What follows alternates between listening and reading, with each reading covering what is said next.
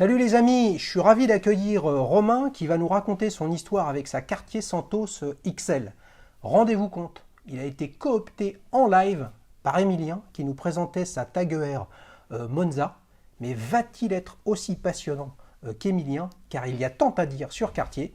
C'est parti pour un nouvel épisode de Petite Montre entre amis.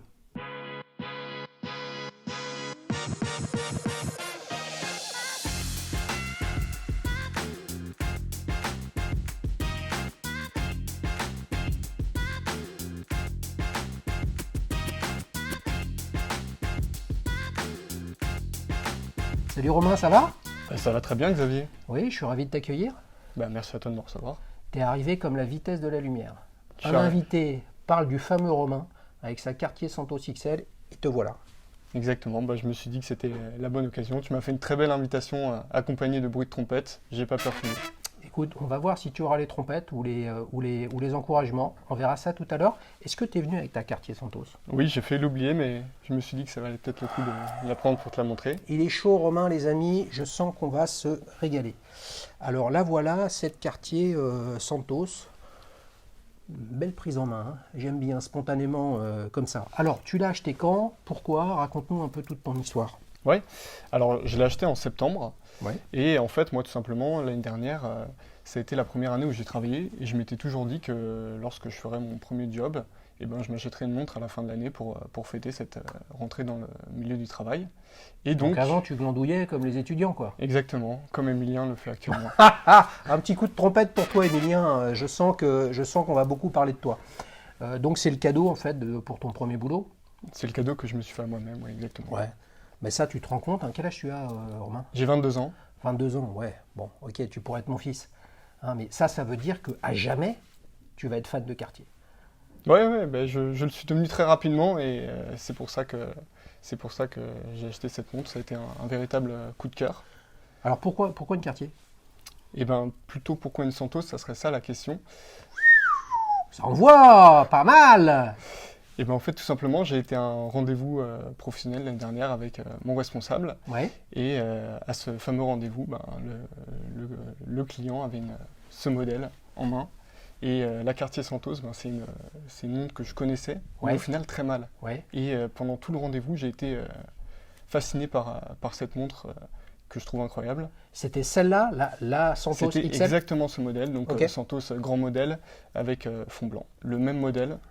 Et voilà, je crois que j'ai passé la moitié du rendez-vous à la regarder sur le poignet de mon client. Et peut-être l'autre moitié à regarder la Royal Oak de son associé. Ah, c'est beau. Ah oui, au moins, les amis, on sait ce qu'il va nous dire pour sa prochaine montre. Hein. Non, on verra ça tout à l'heure. Je ne l'essaye pas parce qu'en fait, j'ai déjà essayé et le réglage est trop petit pour moi. Je ne peux pas la passer. D'ailleurs, à ce sujet, il y a, je crois, des innovations un peu sympas sur ce modèle en termes de bracelet. Tu peux nous en parler un peu plus? Il y a deux innovations en fait. La toute première qui permet de changer de bracelet assez facilement. Et la montre vous est vendue en fait avec un bracelet cuir et ce bracelet acier que je trouve assez magnifique.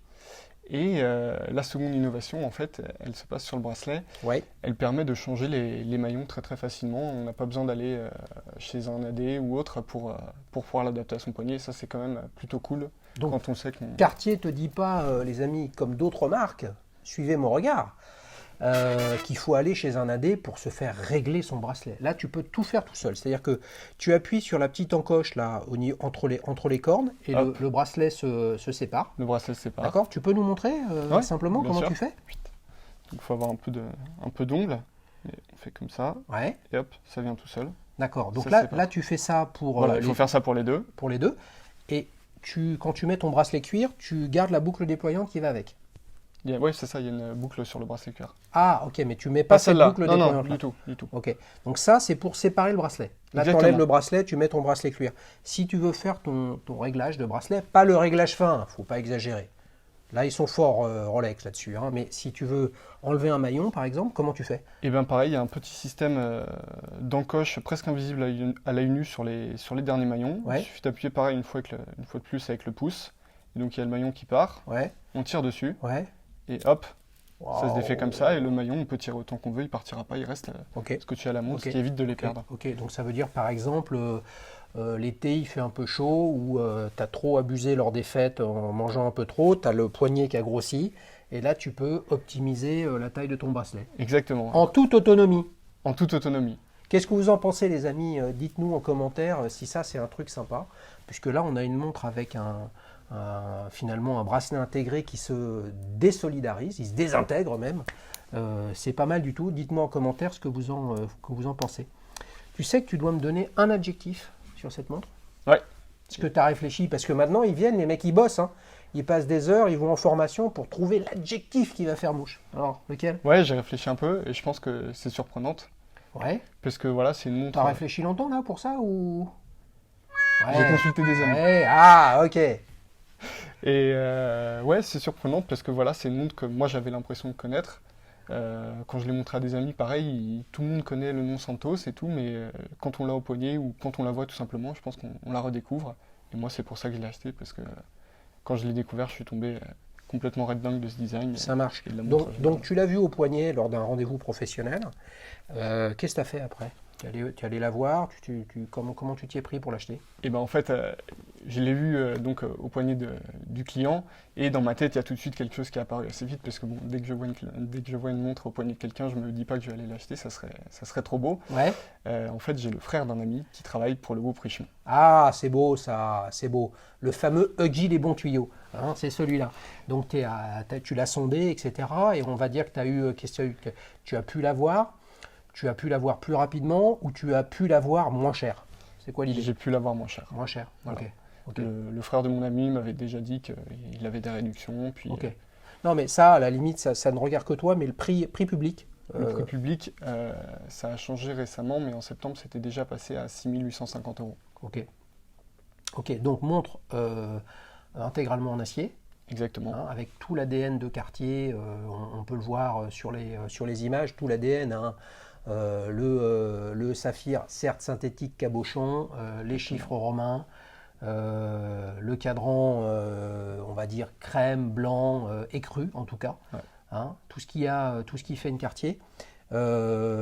T'as quoi avec? T'as une belle boîte Ouais, j'ai une belle boîte rouge, Ouais, assez sympathique, dans laquelle tu ranges ton autre bracelet et puis Ok. tout ce qui t'est livré avec. ok. Le fait que tu aies un système, on va dire, un peu automatique, rapide de changement de bracelet, il te propose au catalogue d'autres bracelets, etc.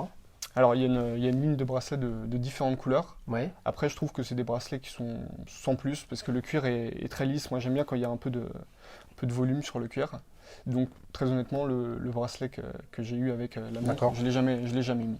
d'accord. Mais j'aimerais bien m'acheter un bracelet chez ABP, par exemple. Ah, bah je sais voilà. que voilà, ils en font pour la Santos, Ouais, un peu plus personnalisé, avec un cuir avec un peu de relief. ouais, où tu choisis ta couture, ta doublure. Exactement, Tu peux faire la couleur, du cousu main, les amis. Et oui, du cousu main et pas du cousu machine. Qu'est-ce qu'il y a comme mouvement dedans? C'est le mouvement manufacture de Cartier. Exactement, Ouais. c'est ça. Ouais. Ça avait une importance forte pour toi, le calibre qui est à l'intérieur, ou tu t'en fous un peu? Ça n'avait pas du tout d'importance. Je vais pas te mentir, je l'ai découvert il y a 3-4 jours en essayant Ouais. de me renseigner là-dessus. Ah, faut que je sois. il s'est dispo dit, pour je la vais vidéo. passer au quiz, et en plus c'est la saison 2, hein, donc il y a 3 questions. Il faut faire un peu attention au sujet. Ok, donc le mouvement, enfin la mécanique horlogère qu'il y a dans la montre, c'est un truc qui t'intéresse pas plus que ça, mais est-ce que pour autant tu aurais pu en acheter une à quartz, puisque je pense qu'elle existe à quartz? Ce modèle-là n'existe pas à quartz, Oui. mais il y a effectivement des Santos à quartz. Très honnêtement, pour ce prix-là, non. Ok, Non. Après, je suis pas fermé au quartz, mais on va dire en dessous d'un certain niveau. ouais. Enfin, cela dit, les amis, une montre à quartz, 2 aiguilles, où on ne voit pas la trotteuse saccadée qui caractérise en tout cas la plupart des mouvements à quartz, finalement, ça n'a pas une incidence énorme. Donc c'est plus une affaire de prix, t'as pas C'est un tort, match. ouais, t'as pas tort là-dessus. C'est une affaire de prix, ouais. Ok. Donc tu nous dis surprenante, d'accord. Honnêtement, je suis agréablement surpris. Je ne suis pas un grand fan, vous le savez, des chiffres romains, mais ça va venir un jour ou l'autre. Et elle est vraiment pas mal. J'aime beaucoup le petit brossé là, sur tout le bracelet qui est extrêmement fin. Avec une teinte qui est un peu différente de ce qu'on peut voir dans la plupart des montres en acier. Je ne sais pas ce que tu en penses, hein, une sorte de petit filet qui est très sympathique. Bon, en tout cas, je trouve ça vraiment bien. C'est quoi le petit détail qui te séduit le plus? s'il n'y en avait qu'un seul? Parce que là, il faut choisir. Pas facile, hein? Bah, je crois que j'aime beaucoup les aiguilles, moi. Ouais. Elles sont très simples. Je ne sais pas si on le verra sur les images que tu as faites, mais elles sont bleues et c'est une couleur qui varie extrêmement, que ce soit quand on a de la lumière, bon, ça va ressortir énormément, tandis que à l'ombre, elles vont être très noires et on n'aura pas ce détail du bleu. Je pense que vous l'aurez remarqué, c'est aussi un autre marqueur de quartier, ces aiguilles, hein, ces aiguilles bleues. Glaive. Oui, glaive, exactement. C'est tout à fait ça. S'il y avait quelque chose à améliorer sur cette montre, ce serait quoi? Bah, après, ça changerait un peu son ADN, mais voilà, c'est une montre qui se porte plutôt habillée. Oui. Et la porter en mode casual, relax, c'est plus compliqué, je trouve. Après, il y a des gens qui arrivent à le faire, ça fait un gros contraste. Moi, j'aime moins, mais pourquoi pas. Donc, ça serait ça, peut-être lui apporter un côté un peu plus sportif, mais au final, ça serait un peu déroger à l'ADN de la montre. Ouais. Donc, non, je sais pas si je pourrais lui apporter peut-être légèrement plus petite, comme j'ai un bracelet très fin. Ouais, mais elle existe, ça, c'est la XL, il y a la standard, il y a la Voilà, petite. c'est ça. Il y a quoi? grand modèle Ouais. et moyen modèle. Ouais. Le moyen modèle, je l'ai essayé le jour où je suis parti pour l'avoir et j'ai trouvé ça trop petit. Je suis pas très montre vintage, petite. Moi, voilà, j'aime plus les montres qui ont une certaine taille, pas trop grande non plus. Ouais. Mais voilà, je me sentais plus avec celle-là. Ça fait pas non plus trop énorme sur mon poignet, donc ça va. Ouais, ok, je comprends. Mais d'un autre côté, c'est une montre qui est carrée, enfin à peu de choses près carrée. Donc tout de suite, ça devient une grosse montre. Hein. Les montres carrées, tu prends une Monaco par exemple, c'est une très très grosse montre qui est pas si simple à porter. Les amis, on s'est régalé quand même sur la présentation de cette montre et là, on va essayer d'en savoir plus, même s'il est tout jeune, d'où vient notre ami Romain en termes d'horlogerie. Alors, tu te souviens comment tu as débuté? Là, tu t'es acheté une belle montre pour ton premier job et c'était pas ta première montre. Non, du tout, du tout. Tu te souviens de ta première montre? Je m'en souviens. J'ai pas de grands souvenirs avec, mais je sais ce que c'était. C'était une flic-flac. Ouais. Je pense que j'avais 5-6 ans. Voilà, c'est une montre qui m'a été offerte par mes grands-parents du côté de ma mère. Ouais. Tu savais lire l'heure à l'époque?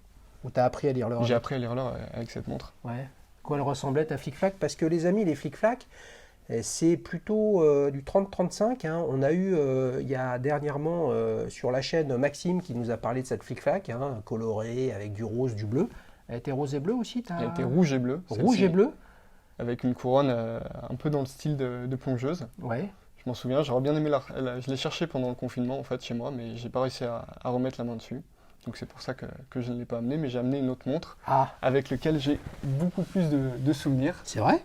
Ouais. Oh, le gars, il est venu avec une surprise, les amis, j'aime beaucoup ça. Une LEAP. Une LEAP. Wow, une LEAP chronographe avec la lunette tachymètre. Je ne sais pas ce que tu as comme souvenir, mais elle en a, elle, des souvenirs. Hein. La lunette, elle a vu du monde. Hein. Waouh! Les amis, tu l'as eu il y a combien de temps, cette montre? Je l'ai eu quand je devais avoir 11-12 ans. Ouais. C'est mon père qui me l'a donné. En fait, il l'a eu, je crois, parce que ma grand-mère était abonnée à un catalogue. Et puis, c'est le genre de montre un peu goodies que tu offres. C'est pas une montre qui figurait au catalogue LEAP que tu pouvais acheter. Donc, c'est une montre cadeau que j'ai eue. Ouais. Et tu vois, 11-12 ans, j'étais au tout début du collège. Et en fait, je me souviens très bien de ce que je faisais avec. Je passais mes cours à jouer avec le chronographe et non pas le chronomètre, comme Emilien l'a dit dans son épisode. Ouais, Emilien, oui, t'as vu un peu comme il te taquine? Et en fait, je m'amusais à lancer le chronographe, arriver à la moitié comment on dit, du truc où il y a les minutes, pardon. Ouais. Je le rembobinais et le but du jeu, c'était qu'au moment où ça s'arrête, la sonnerie sonne. Je sais pas si c'est un scientifique, mais t'as appris quelque chose quand même à l'école avec tout ça? J'ai pas eu de très bonne note à ce moment-là. C'est bien. Donc là, c'est une montre à quartz. Hein? C'est une montre à quartz. Ouais, donc là, il n'y a plus de pile, donc on peut pas la faire fonctionner. Est-ce que tu as une sorte d'affection pour l'IP avec ce souvenir-là, etc. ou pas du tout? Je sais pas si c'est une sorte d'affection. J'ai acheté une LEAP il y a 1 an et demi, une CDG, 39 mm, donc les rééditions avec bracelet cuir, parce que j'aimais beaucoup le modèle. Mais forcément, oui, je pense que ça joue un peu dans mon cœur aujourd'hui. Attends, tu nous baratines un peu là, tu dis que t'aimes pas le vintage, mais t'achètes une réédition. La réédition, c'est la ligne droite pour le vintage. Hein. Je l'ai acheté dans un plus grand diamètre. Ah, d'accord. Ah, ok. Ouais. Donc t'es pas très vintage dans le sens où, à une certaine époque, tu prends des années 70, elles étaient déjà grosses les montres, hein. Mais toi, tu vois vintage, des petits formats. C'est l'image que j'ai dans ma tête. Ouais, ok. Ok, vous voyez, cette LEAP, bon, bah, au-delà du fait que c'est un beau souvenir pour Romain, c'est un peu la pire des périodes pour LIP, hein. Ils ont essayé de se relancer avec des montres gadgets dans Pif Gadget ou dans des fascicules ou dans des opérations promotionnelles comme ça, alors que c'est un monument horloger avec une histoire absolument extraordinaire. Et je fais de nouveau un appel, les gars, à la communauté. Il n'y a toujours pas de LIP qui est passé dans Petite Montre entre amis, et il faut absolument que ça change. Ou alors, je fais un épisode de Ma montre et moi avec Manotixki pour vous donner envie de venir raconter votre histoire de LIP. Ok, tu sais, c'est pas mal, hein. Moi, je suis sûr qu'avec ta LIP CDG, là, le jour où tu vas te mettre au vintage, ça va être avec une LIP. Et à ce jour-là, tu reviendras sur la chaîne. Peut-être. Ça te va si on fait comme ça? Très bien, avec plaisir. Regardez, il est serein comme tout, etc. Et il le sait, on va passer au célèbre quiz. Alors, attention, Romain, on passe au quiz de la saison 2. Quiz de la saison 2, qu'est-ce que ça dit? Ça dit 3 questions. Possibilité de partir avec les huées ou les ovations, ça dépend si tu joues à domicile ou à l'extérieur et que tu gagnes ou tu perds. Alors, t'es prêt pour la première question? Je suis prêt, Xavier. Il est chaud, Romain, il est chaud. Alors, cherchez le modèle Cartier parmi ces 3 modèles. C'est une innovation en termes de questions, hein. Je te donne 3 modèles de Cartier et il n'y en a qu'un seul dedans. Cherchez le modèle Cartier parmi ces 3 modèles. Réponse A, Cartier Trash. Réponse B, Cartier Crash. Réponse C, Cartier Cash. Là, il faut être fort en phonétique, hein, les amis, hein. Alors, qu'est-ce que tu en penses? Trash, crash, cash. Déjà, je dirais que c'est pas la C. C'est pas la Cartier Cash. J'ai envie de le mettre de côté. Ensuite, c'est Donc, il y a trash et crash. Allez, je vais dire trash. Trash, Cartier, trash. Aïe, aïe, aïe, aïe, aïe. Ah, premier but en tout début de partie. Là, c'est terrible. Non, c'est la Cartier Crash qui a une histoire compliquée, incertaine. C'était une Cartier baignoire qui a été complètement déformée, soit par un choix de designer de Jean-Jacques Cartier à l'époque, ou alors, selon la légende, d'un client qui a eu un accident de voiture et qui a eu sa baignoire allongée complètement déformée, et c'est devenu un modèle emblématique de la marque. Moi, ce qui me plaît beaucoup dans ce modèle, c'est que ça rappelle la persistance du temps, si je ne me trompe pas, la persistance de la mémoire, et les montres molles de Salvador Dali, où on peut se poser la question à quelle vitesse passe le temps. Eh ben, c'est une vraie question philosophique, moi, qui m'intéresse beaucoup. Cher Romain, tu es mené 1-0. J'ai 2 questions pour me rattraper. Exactement, c'est ça la beauté de ce nouveau système. Donc pour le coup, tu n'as pas pris un coup de trompette. Non, tu vois, le canard, si. Alors, le petit coup du canard. Voilà. Alors, deuxième question, les amis. En quelle année Alberto Santos Dumont a-t-il effectué le premier vol autopropulsé? Donc là, avec une Santos, je te mets un peu de pression, mais bon, c'est cadeau ça, hein. Réponse A, 1906. Réponse B, 1899. Réponse C, 1917. Donc le vol, il l'a fait avec la Santos, c'est ça? Le vol, il l'a fait avec une montre qu'il a accrochée à son poignet, fournie par Louis Cartier. Mais ce n'était pas encore une montre Santos. La Santos est sortie beaucoup plus tard. Bon, tu me donnes un gros indice. Tu peux me redonner les... Réponse A, 1906, je me suis fait piéger par sa question. Réponse B, 1899, pardon. Réponse C, 1917. C'est 1899. Aïe, aïe, aïe, aïe, aïe, aïe. Erreur de Romain. Et non, c'est en 1906, figure-toi, que Alberto Santos Dumont vole. C'est le premier vol avec un objet plus lourd que l'air, autopropulsé. Les frères Wright, les Américains, avaient fait un vol en 1903, figure-toi, mais le décollage n'était pas autopropulsé. Tout ça, c'est accessible en 2 secondes sur Internet, c'est pas très compliqué. 1906, Alberto Santos Dumont. Alors, je crois que la Cartier n'existait pas encore à l'époque du vol. Eh bien, c'est bien pour ça que je te parle de à quelle année Alberto Santos Dumont a-t-il effectué son premier vol? En 1906. D'accord, parce que pour moi, il avait demandé la montre en 1904. Oui. Et donc, à mon avis, en 1906, il aurait dû le faire avec... C'est une bonne question. Lorsqu'il y a discussion, on appelle l'arbitre, et l'arbitre, c'est vous les abonnés, donc vous nous mettrez en commentaire l'information sur le sujet. Est-ce en 1906 ou en 1904 ? J'ai bien peur pour toi que ce soit en 1906. Donc, pour l'instant, tu es mené 2-0, mais peut-être que sur tapis rouge, les amis, il y aura un partout. Donc, il faut quand même jouer le jeu de la troisième question. Je vais essayer de sauver l'honneur. Alors, le nom d'un de ces modèles Cartier n'est pas sans rappeler un célèbre modèle Seiko. Réponse A, Cartier ballon bleu. Réponse B, Cartier tortue. Réponse C, Cartier tank. Alors, je connais très mal Seiko. Il y a une Seiko très célèbre qui a un surnom. Voilà. Et qui, ce surnom, va pile poil avec le nom d'un des modèles Cartier. Cartier ballon bleu, Cartier tortue, Cartier tank. Je dirais la tortue, moi. Eh oui, vous avez vu dans ses retranchements, il pense que sur tapis rouge, il peut peut-être gagner 2-1, bien sûr, la Cartier tortue, et qui fait penser à la Cartier, à la Seiko qui vient d'être rééditée d'ailleurs, avec la référence SLA 033. C'est une diver Turtle, Seiko Turtle, qui a été portée par Ed Harris dans le film Abyss. Je ne sais pas si tu as vu ça. Non. Et puis qui a été visible au poignet de Martin Sheen dans Apocalypse Now, le célèbre film de Francis Ford Coppola. Je ne sais pas qu'est-ce qu'on fait là, si on sort les huées pour une défaite à domicile 3-0 ou une victoire ou une défaite de 1, pardon, je ne sais pas. Vous nous direz en commentaire les amis, c'est ça la beauté de ce questionnaire à 3 questions. Alors vous le savez, dans la saison 2, il y a une nouvelle séquence. Le sujet, c'est d'en connaître un petit peu plus sur ce qui intéresse l'invité au-delà des montres. C'est parti pour la séquence recto-verso. Alors, t'aimes les montres, d'accord ? C'est la partie recto.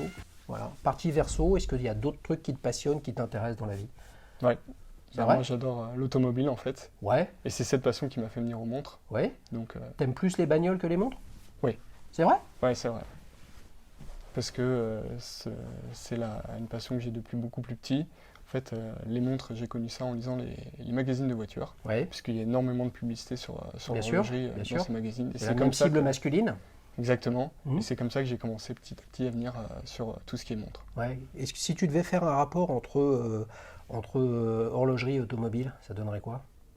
Tu vois, qu'est-ce qui fait, quel lien pour toi il y a ? Comment ça se fait que souvent, et tu vois, c'est pas une surprise, hein, je fais un petit coucou à Maxime qui était venu nous parler de sa glycine, hein, qui lui aussi est fan d'automobile. C'est quoi le rapport pour toi ? Alors, c'est pas Ou ma... celui que tu fais, toi ? Bah, je dirais la course contre le temps. Bah oui. Tout simplement. Bien sûr, Ouais. bien sûr. Mais est-ce que tu vois aussi la mécanique, les rouages, le moteur, tu vois, dans une montre, il y a un échappement. Ça c'est peut-être trop la partie technique horlogère ou automobile, mais en tout cas, il y a un sacré rapport. Ouais. Moi, je suis plus dans le côté allure, donc Ouais. c'est plus ça que je verrai en premier. Je pense que quand on a une belle voiture, c'est toujours Ouais. mieux d'avoir une belle montre qui va avec. Ouais. Et donc, tu t'es pas dit, bon, ok, c'est vrai, c'est pas le même prix, mais peut-être qu'un jour, tu te diras, je vais m'acheter une belle bagnole parce que j'ai atteint tel objectif personnel, professionnel, peu importe. Ce serait quoi tu vois, tu t'es dit, je vais m'acheter une belle montre pour mon premier job.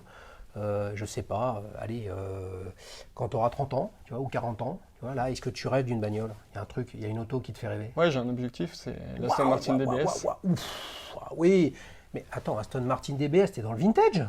Non, les nouvelles. Ah celles, ouais, celles- mais voilà, celles voyez, que c'est Craig- ça le conflit de génération et qui est passionnant sur Daily Shoes. Ben oui, toi tu parles de la DBS actuelle et pas de Alors, ouais. pas la actuelle, plus exactement, celle qui est sortie en 2006, si je dis pas Ouais. de bêtises, avec Casino Royale, Ouais, le premier James Bond. ouais, mais d'accord, mais combien ça coûte une auto comme ça ? Ça dépend. Oui, non mais Ça grosse coûte, maille, ça fourchette. coûte entre, on va dire, 80 000 et 130 000 euros. Voilà, donc tu es tout jeune, tu débutes dans la vie professionnelle, soyons fous, allez, dans 10 ans, d'accord ? Mais ce sera devenu quoi une DBS ? La DBS dont tu parles de Casino Royale, dans 10 ans, ce sera une caisse vintage ? Bah peut-être, mais Eh ce ouais. sera du coup mon époque de Eh ben jeunesse, oui, bien sûr. oui. Donc en fait, tu vas petit à petit, comme tout le monde, rentrer dans le vintage simplement parce que tu vas te souvenir d'une époque et dans ta tête, tu as cette bagnole et dans 10 ans, bah, elle aura vieilli de 10 ans et elle sera encore plus désirable. Bien sûr. Ouais. Puis que ça me ramènera dans ma jeunesse. C'est beau ça. Vous voyez le rapport, évidemment, automobile et montre, c'est toujours un sujet passionnant. On souhaite vraiment une chose à Romain, c'est qu'un jour, il puisse s'acheter son Aston Martin DBS sans avoir à vendre la Cartier Santos XL. Eh ouais, sinon, Non, ça jamais, je pense sinon que ce serait malheureux. Bah je oui, m'en séparerai pas. bah, bien sûr, cette montre, elle va te marquer jusqu'à la fin de ta vie. Ouais. Hein. Les amis, on continue avec la dernière séquence, ta prochaine montre. Alors évidemment, celle-ci, tu l'as achetée récemment. Hein. Mais est-ce que, comme beaucoup, à partir du moment où tu l'as achetée, bah, la période de réflexion sur la suite est en train de mûrir? Moi, je regarde toujours les montres, quoi qu'il arrive. Ouais. Après, voilà, maintenant, ça a été un bel achat pour moi. Ouais. J'ai envie de me poser un peu dans le temps. Il y a quelques années, j'avais acheté une montre que je pensais qu'elle allait être très importante pour moi et au final, je me suis un peu loupé sur l'achat. C'est vrai? Ouais, c'était Attends, mais il a essayé de me la cacher en fait dans Souvenir. Alors raconte, là, t'es obligé d'en parler maintenant. Ouais, bah, c'était il y a 2 ou 3 ans, j'ai acheté une Michel Herbelin Odyssey. Ouais. Pour ceux qui ne voient pas ce que c'est, en fait, c'est une montre qui reprend le design d'une Audemars Piguet Royal Oak. Ouais. Et à l'époque, j'étais fan enfin, je le suis toujours de la Royal Oak. Et du coup, j'avais envie de me payer une montre qui pouvait ressembler, mais j'avais pas assez de maturité en fait pour me dire vaut mieux avoir une montre plus singulière qui a sa propre personnalité qu'une montre qui veut copier le design d'une autre. Et pour le coup, je trouve que Michel Herbelin, ils sont trop proches du design de montre sur plusieurs de leurs modèles, dont la Odyssey. C'est vrai? Ouais. C'est un modèle, les amis, vous me direz ce que vous en pensez en commentaire. Je ne connais pas du tout, j'irai regarder. Il y en a un paquet qui sont inspirés. Pas inspiré, parce que ce que tu décris là, c'est pas de l'inspiration, c'est du... Ils se sont pris un procès. Ah, ok. Non, mais on peut faire des erreurs. Ça me rappelle un ami qui se baladait dans sa Renault Scénic avec des sacs Renault Dacia à l'arrière. Forcément, c'était pas super cohérent, quoi. Ouais. Ok. Bon, bah donc, qu'est-ce que tu as fait? Tu l'as revendu? Tu t'en es débarrassé? Tu l'as rangé dans un tiroir et puis tu veux l'oublier? Qu'est-ce que tu fais avec? Elle n'est pas dans un tiroir, mais elle est chez moi et je la porte effectivement pas énormément. Et pourquoi tu la vends pas? Parce que j'avais travaillé en fait beaucoup pour me payer cette montre à l'époque. Ouais. Et j'ai envie de la garder. Et j'espère qu'un jour j'aurai une Royal Oak et je pourrai juste la mettre à côté et me dire qu'il y a une belle évolution. Ouais, ça me donne une idée, là, peut-être pour la saison 3 de Petites Montres entre amis, de poser la question, est-ce que vous avez regretté l'achat d'une montre? Dites-moi en commentaire ce que vous en pensez. Attendez, la saison 2 elle vient de démarrer, donc on va y aller doucement. Ok, donc pour l'instant, tu es plutôt le mec super épanoui, t'as la montre, c'est pas la montre dont tu rêvais, parce que tu n'as pas parlé de ça, hein, mais tu t'es vraiment payé une belle montre pour ton premier job, donc pour l'instant, on va dire tu digères, tu es dans la lune de miel, Je suis très content avec. tu es très content, donc tu Ouais. penses à rien d'autre, quoi. Ouais. Si, j'ai toujours l'esprit. Ouais, mais regarde, là, maintenant tu bosses. Avant, tu foutais rien, tu étais étudiant. On est d'accord? Bon. Imagine, demain, tu as un rendez-vous professionnel, et là, le mec, il a une montre. Waouh! Une tuerie, quoi. Tu vas être dans la merde, hein? Ça va commencer à... Je dois travailler plus. Voilà les amis, tout est résumé. Si on veut s'offrir et partager et s'impliquer dans sa passion, une des meilleures façons, c'est de s'arracher et puis de pouvoir s'offrir ses rêves. Si vous voulez participer, alors vous avez bien compris que c'était un peu particulier pour Romain, hein. Il y a 2 solutions. Soit vous demandez à un des futurs invités de la chaîne de parler de votre cas et de le défendre à l'antenne, ou alors plus simplement vous m'envoyez un email sur contact@dailyshoes.fr avec la référence de votre montre, vous me dites ce dont vous avez envie de parler, on trouve un moyen pour organiser l'enregistrement, et puis si vous n'êtes pas sur Paris, il y a un autre programme sur la chaîne qui s'appelle Duel Time, on fait ça à distance, en live ou non, donc c'est ouvert à tous les francophones du monde entier. Romain, je te remercie. Merci à toi, Xavier. Salut les amis, à bientôt.